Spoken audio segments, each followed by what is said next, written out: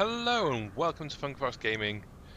I'm back on This is the Police, and in the last episode, our disgruntled police chief tried to commit suicide by overdosing on pain pills.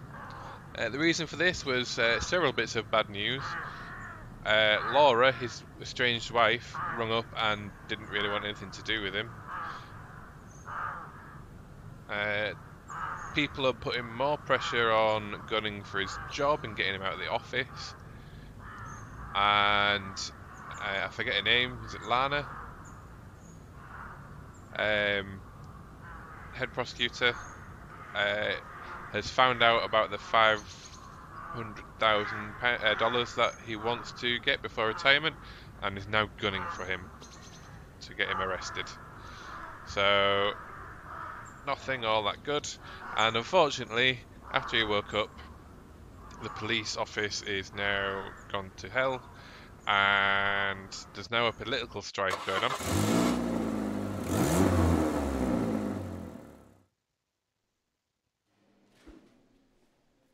With people not coming into work, people coming in drunk,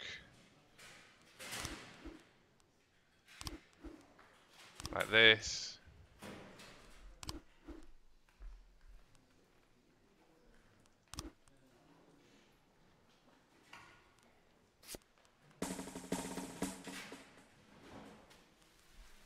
And there's now like a political strife in terms of you can pick one side or the other, whether that's the current mayor of Freeburg or Robespierre.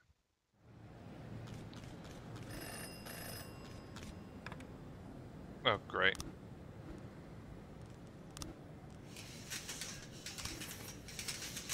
Good news is I'm nearly at 500,000. Mr. Boyd, please note that this information is highly classified. 6 months ago, terrorists simultaneously launched 3 satellites, which, according to our intelligence, transmitted some kind of hypersensitive radiation waves designed to sap our willpower.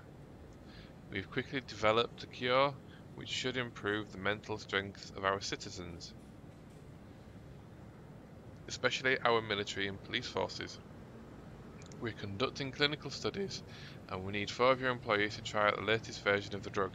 Between us, these men are running a great risk, because our experiments on rats were not entirely successful.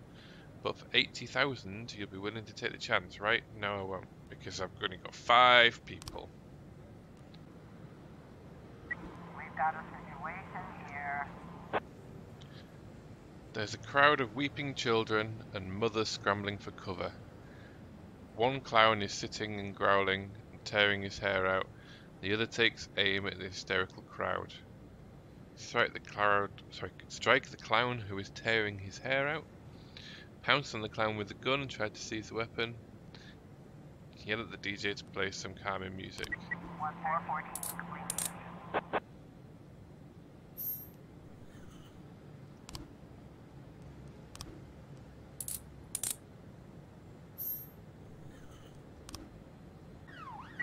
11, 11, 311, complete. Oh.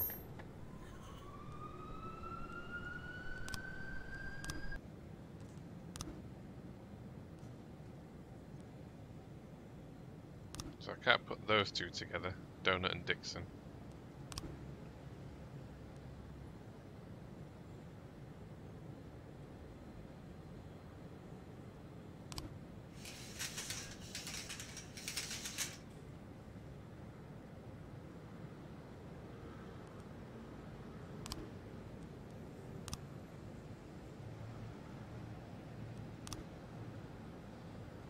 Officer on scene.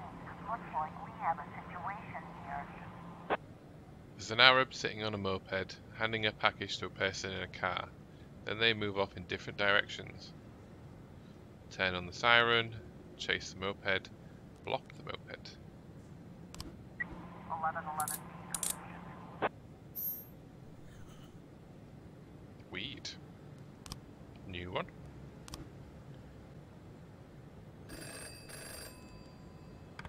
A local TV station is filming a story on how a utilities companies paint over graffiti.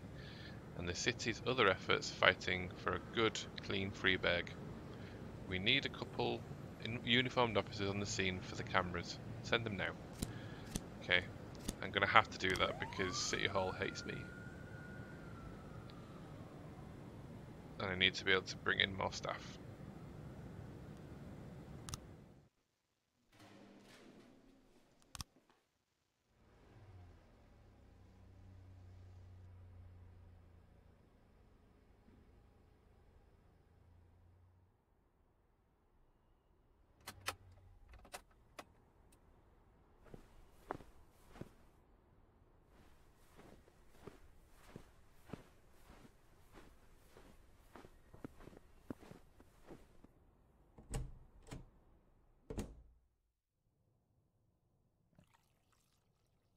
My God, Mr. Boyd, there's no tea in the whole house.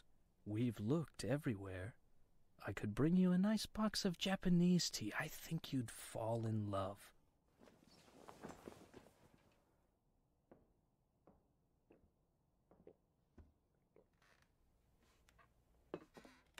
Let's get this over with. The people on the street are freezing by now.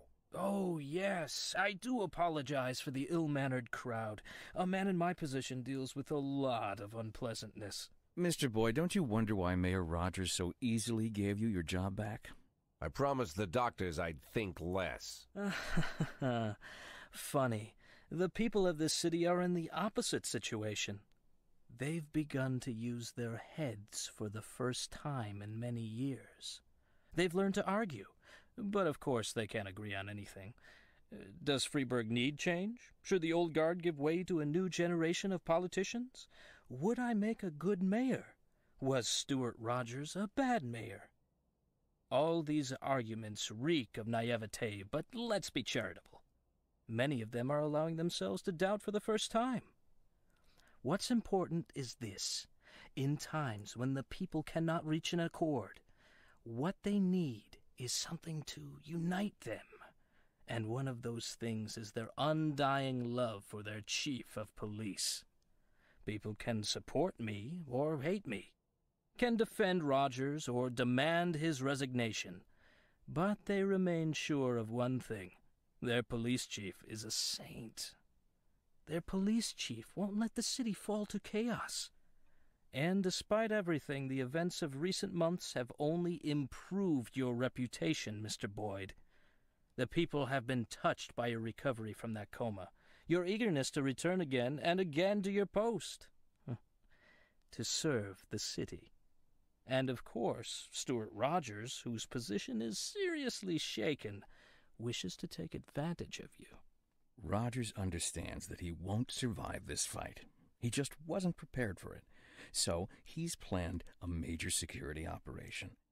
He intends to storm Eugene's house, burn everything to the ground so the pillar of smoke can be seen from anywhere in the city. He wants you to personally lead the assault. He'll tell the reporters that Eugene Chaffee was behind a series of terrorist attacks across the city. When he offered armed resistance during his arrest, Eugene was shot and killed. What are you going to do about it? What should I do? Respond in kind, of course. What, you're going to storm City Hall? Don't have the stomach for it, Mr. Boyd? You do understand what my gratitude would mean. Enough money to last you the rest of your life. My job. I want to keep my job. Not 1 year, not 5 years, but until I decide it's time to leave. I told you, Eugene, he's no longer interested in money. Oh, I'll take the money, too. It'll be nice to get a bonus when you extend my contract. You ask for too much, Mr. Boyd. Oh, really? I'll visit you in a few days, Mr. Boyd. Gather your strength. You forgot them in my car the last time we met. Thanks, but I gave them up. Might add a few years to my life. And one more thing. I wanted you to hear this from me, not the newspapers. Consider it a gift.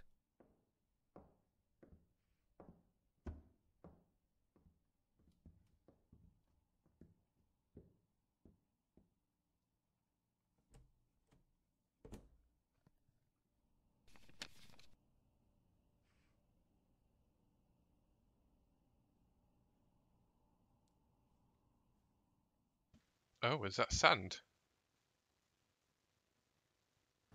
I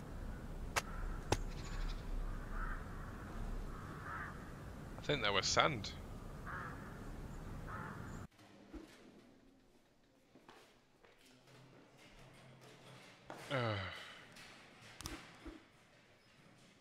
No, not for your dog's birthday.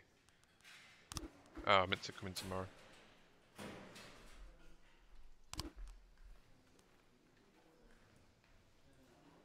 At least I got more people this time.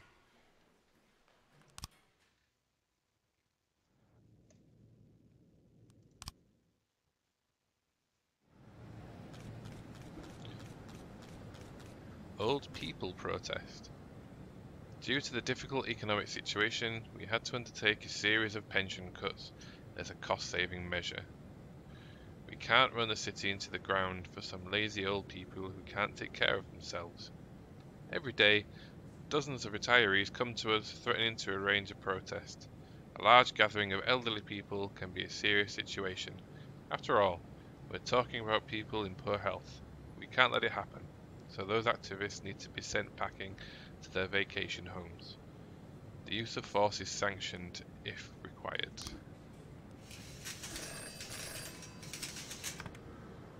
Mayor Rogers is going to a friend of the city's birthday party. Additional police... Oh, God.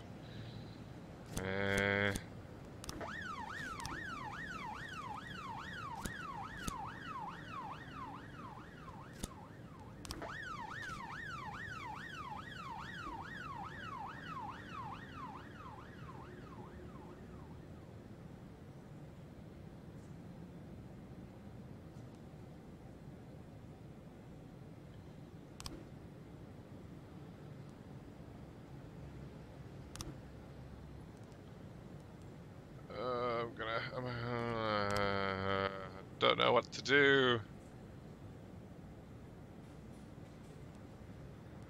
Yes. You'd cut in my salary and stuff anyway, so it don't really matter. And I have the $500,000. Progress.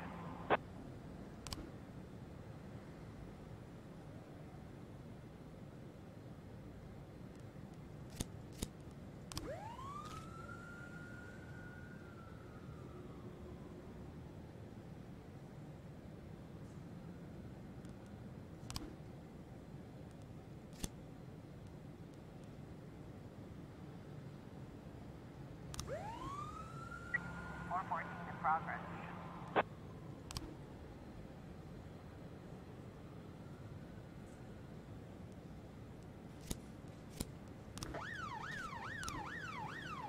Of course it's the wrong place. It's always the wrong place. I was trying to raise 10-1, Sergeant Hotspot. No, can't do it. 412A. Why wouldn't a man of the church be at the church? Of course he's at the vegetable shop.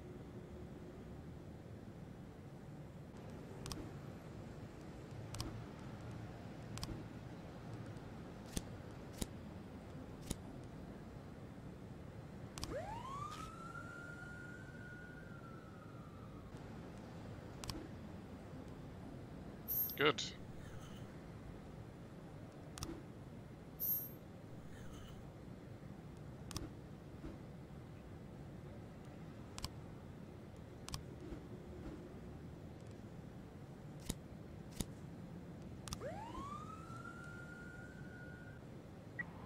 I was trying to raise 10-1, Sergeant Hotspot. Really noticing the shorter hours because this is going really quickly day to day.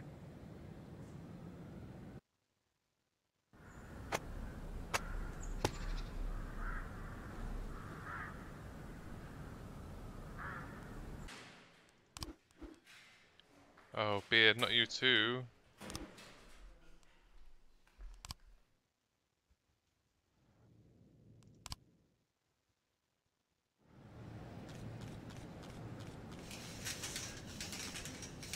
Nine 11 in progress. I forgot that he got killed. Officer on scene. Looks like we have a situation here. The stripper is on her knees, and standing beside her is a woman with a knife. She slowly traces the blade along the stripper's cheek and then begins shouting, "I will cleanse you of your sin." So it says she, but that's clearly a bloke.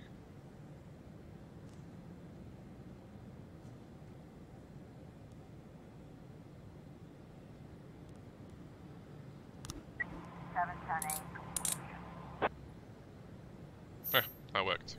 Did not think that would work. 414 I'm not entirely sure what that's going to lead to. 410 officer on scene. Looks like we have a situation here. Most of the call girls scatter, but one of them is oblivious, just standing at an open car window negotiating with a client. Watch the other prostitutes and try and catch one in the act. Chase the runaway prostitutes. Block the prostitutes. Yeah, do that one. 12 complete. So I gave a paddy wagon for one prostitute. They're not going to get back in time. Today we're hosting an important seminar for civil servants, and we need to drum up some warm bodies. Send over a cop who will listen carefully, take notes, ask questions. Basically look like he gives a shit.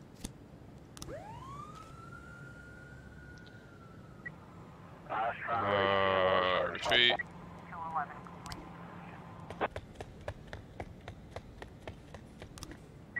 410 complete.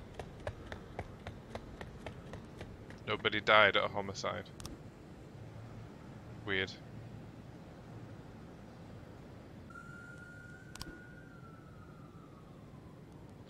Okay, let's have a read of this one now. I've got enough frames, possibly. Ms. Court, one of the victims. Me and Alex were just having a quiet walk along the beach when some guy ran up and hit Alex in the back of the head with his fist. Alex fell down, and then the man grabbed me by the hair and started yelling that I was worse than a whore for laying down with a dark-skinned man. I tried to escape, but the freak held me tight. Then I saw he was wearing brass knuckles and a blade flipped out of them and he cut my cheek. That's some weird brass knuckles. The pain was really bad. He shouted something like, "Now everyone will know what you are, a slut with no soul." Then he ran. Blood was covering my face, but I saw he was headed towards the parking lot. So the other victim, I didn't see anything.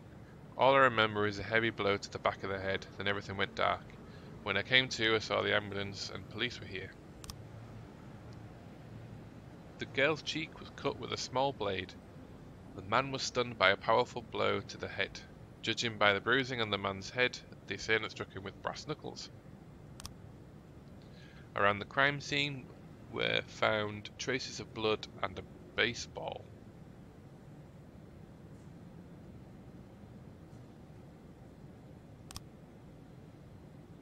And a witness from the parking lot.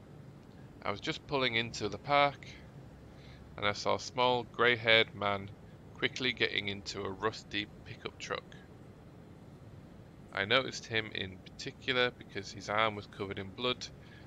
I thought he must be really hurt. I wasn't surprised. This beach of ours, even in the winter, it's like a minefield of broken bottles. So, must be that first, then that, then that, then that. So I'm missing one, which I imagine will be the pickup truck.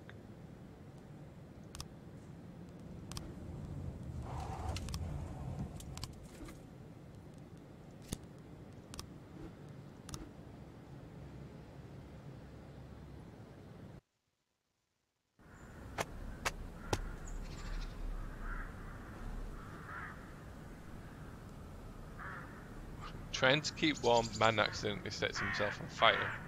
Really?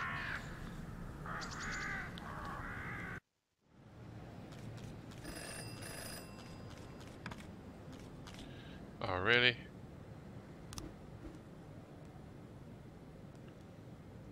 You then, because you keep not turning up. From unknown. Mr. Boyd, I own a garage here in town. I'd rather not mention the name. The situation is this. One of my clients badly needs a very large amount of high-octane motor fuel, but this gentleman is wanted by the law, and you can't just fill up a whole tanker at the local gas station. I know the police fleet uses the right kind of fuel. I'd like to exchange your supply for an alternative we can give you. It'll suit your cars just fine. You won't have any problems, and you probably won't even notice the difference. And of course, I'll pay you. Do you agree? No, because I don't need the fuel. And I don't need the money. I hope. 415 complete.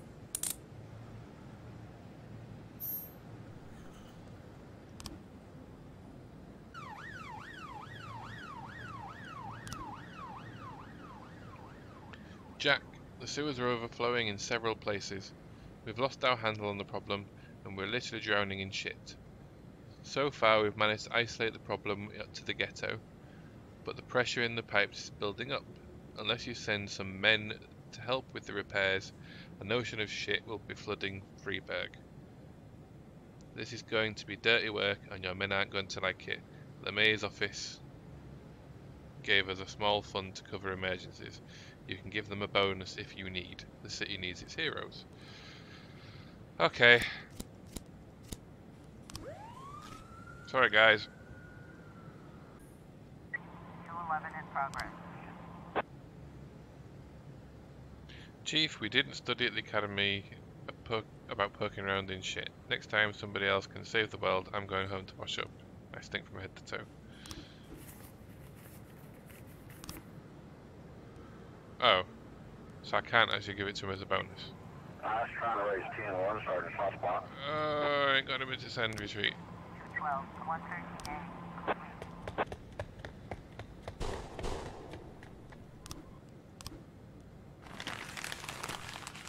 A complete.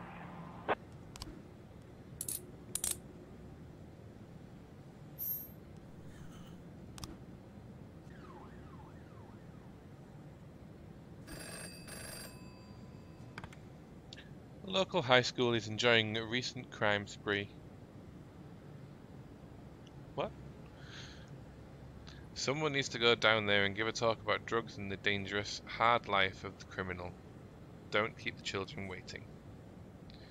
Let's send Wuggles and Shaw. 1111.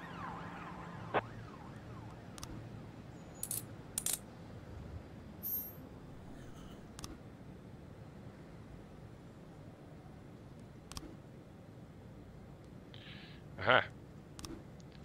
So, it was a rusty pickup truck. Hey.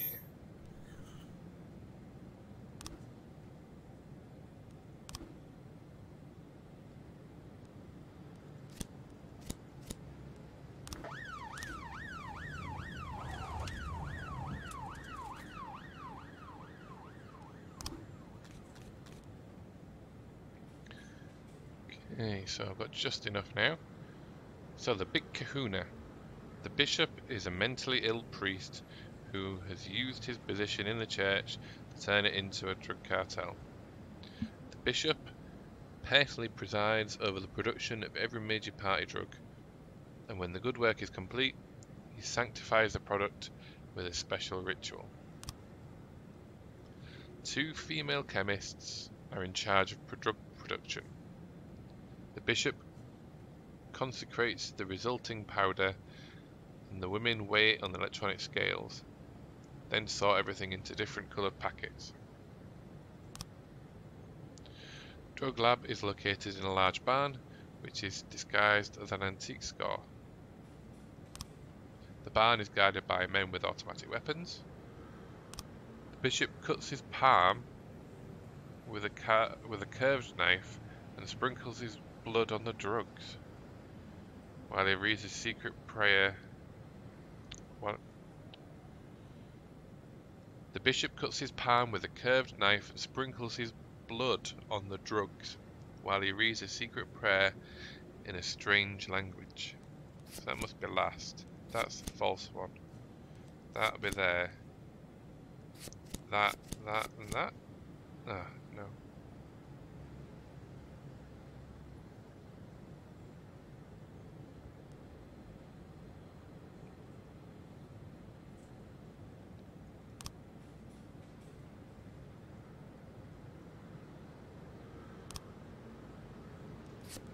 Maybe I need to...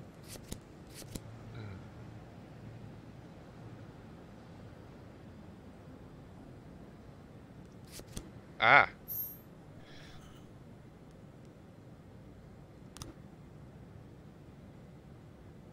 Unfortunately, I can't do anything.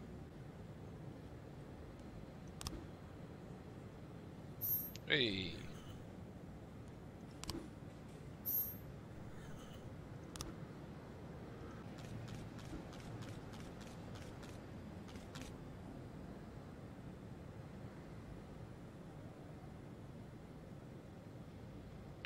Bob Farber turned out to be a member of a gang known as Snow Warriors. He could help you take down the gang if you make him an informant. Oh.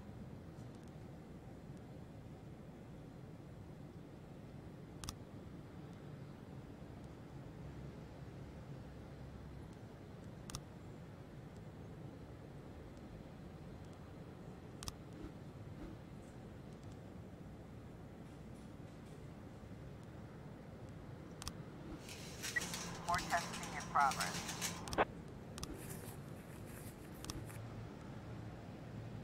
1011B in progress.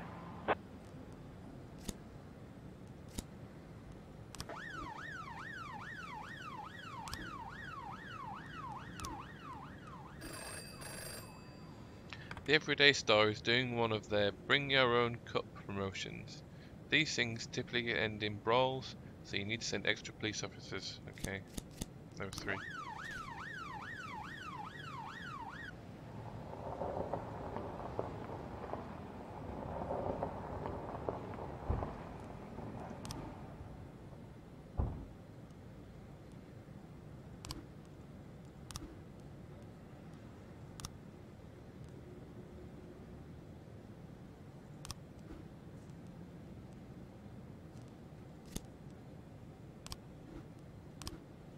Floor 17 complete.